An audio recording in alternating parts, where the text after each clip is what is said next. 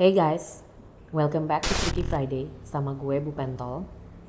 As you see, hari ini gue lagi sendirian, gue lagi gak ada bintang tamu dan gue juga lagi gak masak. Karena gue hari ini pengen ceritain sesuatu yang tentang diri gue sendiri sih, pengalaman gue sendiri. Mungkin banyak dari kalian tuh yang wondering kenapa gue bikin channel ini, kenapa gue suka banget sama hal-hal gaib, kenapa gue suka banget sama hal-hal yang berbau horor. Itu karena dari gue kecil, itu memang gue banyak banget mengalami hal-hal yang berbau supernatural lah. Ya di diri gue sendiri, di keluarga gue, dan ya seputaran diri gue sendiri lah basically. Kenapa hari ini gue pengen fokus ngobrol sendiri tanpa masak-memasak? Karena gue pengen menceritakan sesuatu hal tuh yang memang udah ada di hidup gue tuh udah cukup lama, udah mengganggu di hidup gue tuh cukup lama. Sekitar 17 tahun yang lalu, gue itu dikasih tahu kalau gue itu diikutin sama kuntilanak. Dan bahkan ada yang bilang sama gue, ya awalnya gue nggak percaya. Tapi sampai one day setelah beberapa orang ngomong hal yang sama ke gue itu bahkan dibilang adalah seorang magnet makhluk gaib. Nah, cerita gue ini nih, masalah si kuntilanak ini, dimulai di tahun 2005. Kalau gak salah gue itu 2005. Waktu itu gue masih kuliah di Amerika, jadi gue masih suka tektok balik ke Indonesia. Di sana sendiri memang gue sering diganggu, tapi udahlah, that's another story ya, itu nanti cerita untuk hari yang berbeda. Waktu itu gue pulang ke Jakarta, dan itu hari pertama gue pulang ke Jakarta. Gue tidur di kamar gue yang lama. Pas gue lagi tidur malam-malam, itu gue mimpi ada sosok tinggi, gede, hitam, mukanya gak kelihatan. Itu kayak ngedeketin gue dan mau nyekek gue. Gue kebangun, gue menjerit, gue teriak. Tiba-tiba tuh gue denger ada suara di kejauhan. Tuh, gue inget banget, dan itu pas gue lihat jam itu jam 3 pagi. Dah itu gue ketakutan, gue gak bisa tidur sampai pagi. Gue mau nangis, mau nelfon nyokap gue juga gue malu. Nyokap gue di atas di lantai 2. Akhirnya gue cuma diem, gue cuma doa aja. Dan itu gue saking takutnya, gue gak bisa tidur tuh sampai pagi. Gue inget banget begitu matahari terbit, baru gue berani buat tidur lagi. Sampai akhirnya gue punya pembantu baru tuh. Gue memang punya pembantu baru, gue lupa namanya siapa. Seminggu kemudian dia berhenti. Dan kita gak tahu kenapa, padahal ya gak pernah ada masalah apa-apa, gak ada kita pernah marahin atau apapun. Nah, dia pulang ke Lampung waktu itu. Kebetulan nyokap gue kenal nih sama orang yang ngasih si pembantu ini. Nyokap gue waktu itu belum ada WhatsApp ya, masih SMS atau BBM gitu. Nyokap gue nanya gitu, kenapa si ini berhenti, kok cuman gak sampai 2 minggu di rumah. Si orang yang ngasih pembantu ini bilang, Bu maaf, waktu sebenarnya dia gak ada masalah sama ibu atau anak-anak ibu, dia betah. Masalahnya setiap maghrib itu dia ngeliat ada kuntilanak turun dari lantai 3 ke bawah, masuk ke kamar anak perempuan ibu yang di bawah. Tuh nyokap gue kaget banget. Dan nyokap gue ada cerita, karena waktu yang kejadian yang tadi gue bilang gue mimpi dicekek segala macam, siangnya pas gue bangun tuh gue cerita ke nyokap memang gitu. Cuman ya kita nggak mikir apa-apalah waktu itu, ya udahlah mimpi itu memang gue lagi disengin pas malam itu gitu. Kita juga nggak mikir macam-macam. Cuman waktu nyokap gue denger dari si pembantu ini bahwa ternyata tiap maghrib si kuntilanak tuh turun dari atas. Nah, pembantu gue ini kan suka duduk di tangga, jadi kalau dia turun tuh ngelewatin gitu, selalu ngelewatin tangga dan selalu lihat si kuntilanak ini. Ternyata si pembantu itu sempat nanya sama si kuntilanak ini, kamu tuh ngapain di sini? Kamu ngapain gitu tiap hari mondar-mandir? Si kuntilanak itu bilang ke dia kalau saya ngejagain cewek yang di kamar ini gitu. Saya memang ngikutin dia. Gitu. But waktu itu gue antara percaya nggak percaya, gue yang kayak alah nggak lah gitu, nggak ada lah gitu itu lah whatever. Udah gue balik ke Amerika. Gak ada apa-apa juga, gak ada kejadian apa-apa juga. Sampai akhirnya gue pulang tuh ke Indonesia. Berapa tahun kemudian gue pulang ke Indonesia. Kalau gue ceritain satu-satu mungkin kepanjangan ya. Ada beberapa encounter sama beberapa orang, ada yang orang indigo, ada yang orang pinter. Kebetulan gue penulis naskah dan gue sering banget nulis naskah horor, film horor. Waktu itu gue harus nulis 1 layar lebar untuk sebuah PH. Filmnya udah tayang juga di 2018 kemarin. Karena ceritanya itu tentang santet, jadi gue kebetulan waktu itu nyari kayak orang pinter gitu deh, dukun lah ya, you can say, buat ngobrol nih sama dia, nanya-nanya perihal masalah santet ini gitu, buat gue nulis layar lebar. Waktu dia ngeliat gue, dia sempet kayak ngeliatin gue tuh kayak bengong gitu, terus dia sempet nanya, "Mbak, kamu tahu nggak sih kalau kamu tuh diikutin sama kuntilanak?" Tuh gue cuma ketawa sih, gue cuma bilang, "Ya dulu sih pernah ada yang ngomong ya, pernah ada yang ngasih tahu, cuman saya sih nggak ini. Coba deh mending dibersihin badannya," gitu. Kita gue backtrack dikit. 2007 itu kan kejadian pertama tuh 2005 ya. 2007 tuh gue hamil. Pas gue hamil itu, pas gue mulai hamil, gue mulai sering mimpi diikutin sama nenek-neneknya tua banget, bongkok, badannya tuh bongkok sampai berpunuk gitu, rambutnya udah putih semua. Gue inget banget mimpi pertama gue itu dia bawa gue ke kuburan. "Nak, sini nak, ikut sama nenek nak." Itu gue inget banget kata-kata dia, "Ikut sini nak." Tangan gue digandeng, gue dibawa ke kuburan. Terus ada nisan, dan itu cuma 1 nisan di kuburan itu, cuma 1 nisan ada 5 angka. Gue inget banget si nenek itu nunjuk ke nisan itu terus bilang, "Nak, inget ya." Dan itu gue nggak, apa sih 5 angka itu, gue nggak ngeh juga gitu loh. Terus si nenek itu ngilang, tiba-tiba ada angin kencang banget dan semua nisan, semua apa tuh juga hilang gitu, udah gitu. Gue baru ngeh ternyata tuh nomor lotre. Cuman pada saat itu kan gue, apa sih, enggak lah gitu. Gue cerita ke temen gue tuh, "Jangan tuh nomor lotre, nomornya berapa?" Gue kasih tahu. Cuman kita telat masangnya karena gue juga telat ceritanya, dan bener itu nomor keluar gitu loh di lotre Singapura. Waktu itu gue inget banget, itu tahun 2007. Dan itu gue sering banget dikasih mimpi itu.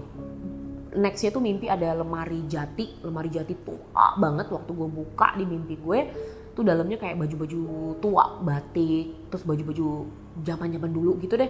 Nah waktu gue sibak gitu, di belakang di lemarinya itu tuh kayak dipahat gitu loh, ternyata ada 5 nomor lagi. Itu gue kasih tahu temen gue lagi keluar, tapi gue selalu ngasih taunya tuh telat masalahnya. Anyway, itu beberapa kali kejadian di mimpi-mimpi ini. Sampai di tahun 2009 itu gue bangun, pagi-pagi gue bangun, di samping gue tuh ada rambut panjangnya tuh segini, hitam dan tebel gitu loh dia, kayak sini panjang banget. Itu gue inget banget. Yang rambutnya paling panjang di rumah gue itu suster gue yang jagain anak gue. Kita tuh semua rambutnya pendek-pendek. Rambutnya itu waktu itu segini. Gue inget banget gue panggil suster gue ke kamar, "Ter, sini deh," gitu. Gue ambil tuh rambut, gue taruh di kepalanya dia, terus gue tarik gitu. Gue tarik ke bawah gitu kan, rambutnya suster gue segini, rambut yang di tempat tidur gue tuh sampai kaki, sampai paha gitu kan. Wah itu suster gue teriak-teriak ketakutan, itu apaan? Kayak rambut kuntilanak deh gitu kan, bener-bener ada di tempat tidur. Ya udah, pas gue ceritain ke siapa gitu kan waktu itu, "Kak, jangan dibuang, itu harus dililit di kain putih, dipenitiin di baju. Itu tuh artinya kuntilanaknya sayang banget, ngasih berkat, ngasih duit gitu." Katanya tuh orang tuh bahkan ngilmu, nyari nih rambut kuntilanak itu karena it brings you good luck. Kalau lu penitiin, ditaruh di baju, itu katanya bisa dapat uang banyak lah ibaratnya. Balik lagi nih ya, siapa yang mau dapat duit dari hal-hal yang kayak gituan? Kalau gue sih enggak ya, makasih banyak. Karena teorinya gue nih ya, apapun yang lu dapat dan berasal dari hal-hal yang seperti itu nggak bakalan kekal ya, menurut gue. Itu ininya gue lah gitu. So rambut itu gue gulung di tisu, gue masukin ke toilet, gue flush, gue doain, udah gue flush gitu loh. Ya doa maksudnya supaya gue jangan dicaplok ya untuk kuntilanak. Anyway, udah itu tuh encounter gue yang paling weird juga di situ. Nah setelah itu beberapa kali pokoknya ada orang lagi datang, dia tuh kayak orang pinter gitu, kayak mau ngobatin temannya nyokap gue. Dia datang dan dia juga ngeliatin gue. Dia cuma bilang, Mbak tahu nggak kalau Mbak diikutin kuntilanak? Itu udah orang keempat, kelima.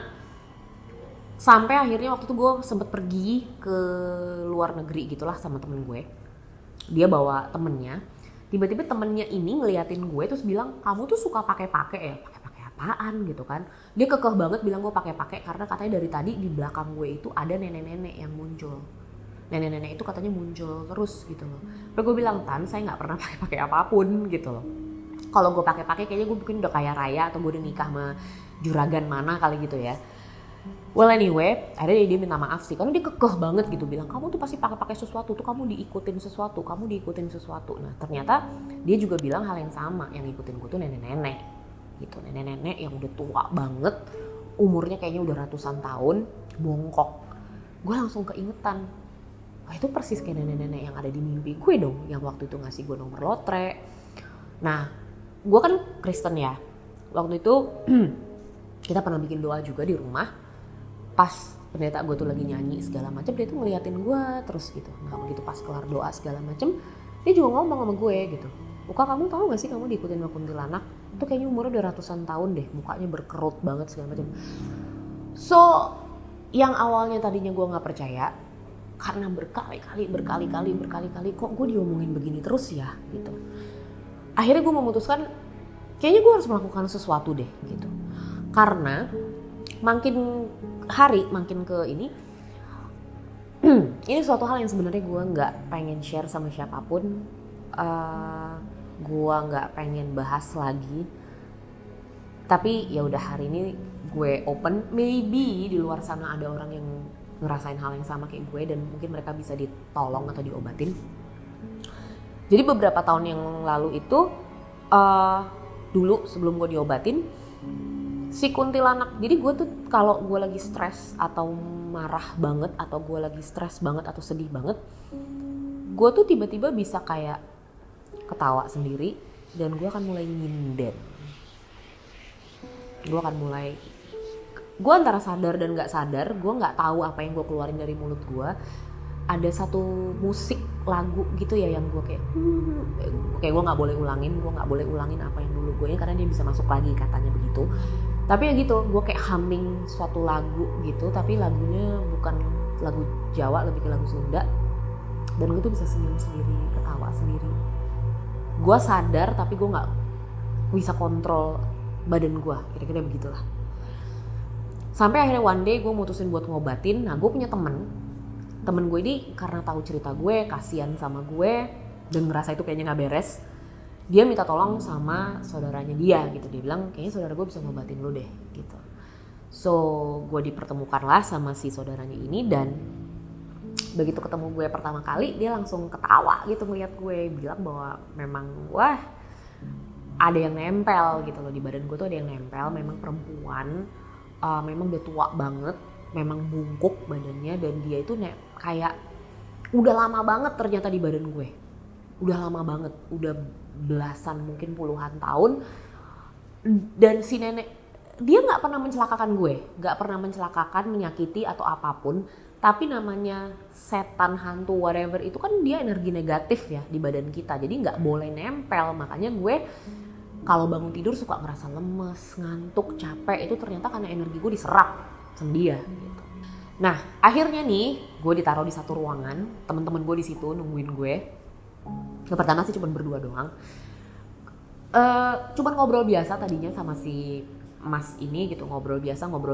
Tiba-tiba gue hilang. Begitu dia megang bahu gue hilang.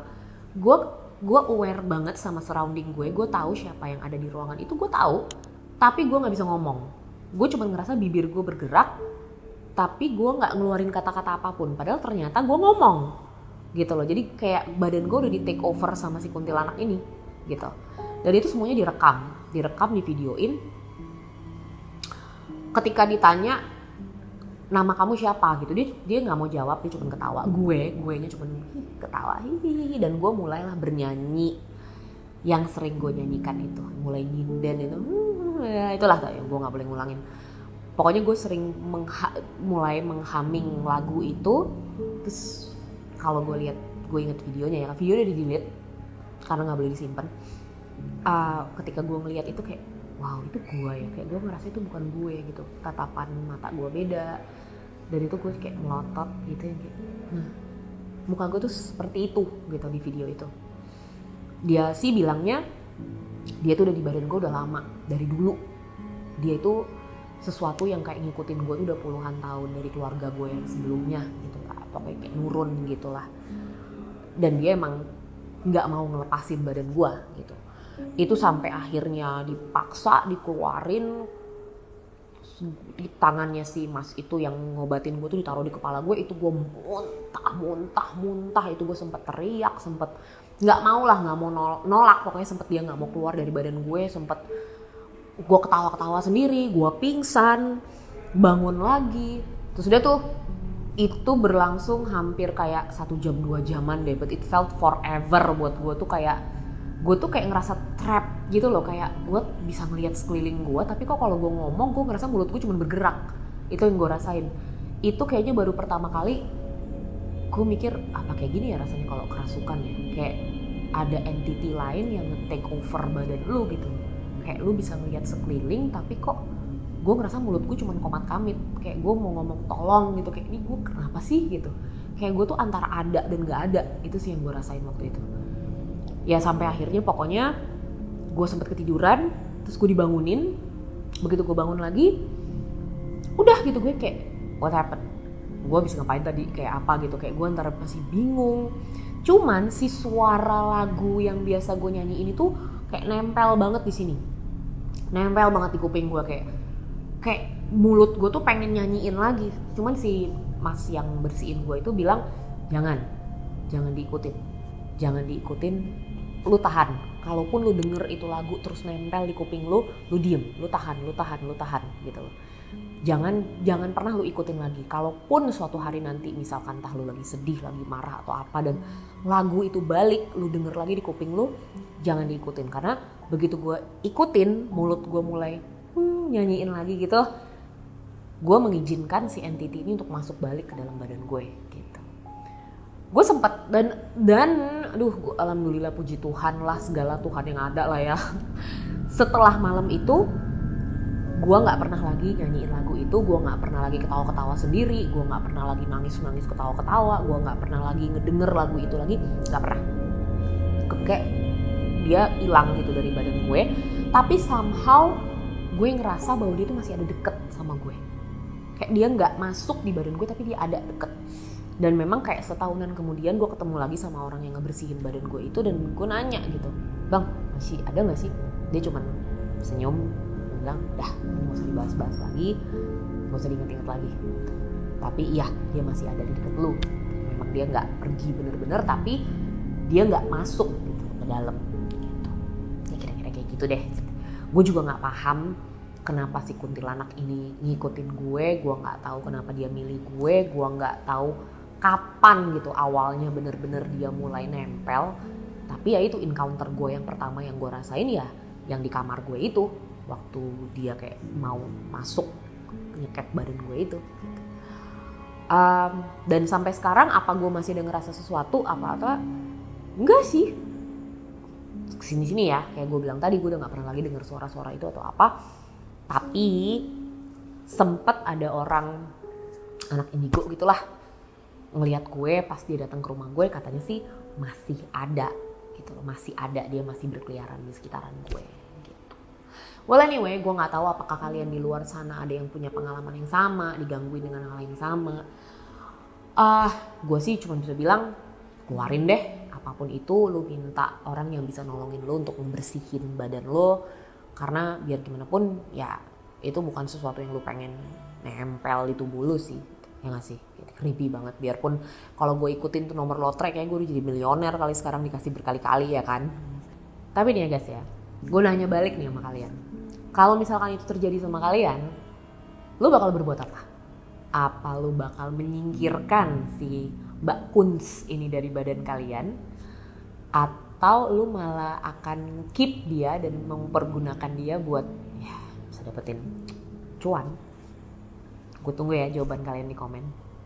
And again, gue ingetin lagi, jangan lupa buat klik like, jangan lupa buat subscribe, dan lu akan ketemu lagi sama gue minggu depan di jam yang sama, tiap hari Jumat jam 7 malam, dan gue akan menghadirkan cerita-cerita yang creepy-creepy lagi buat kalian.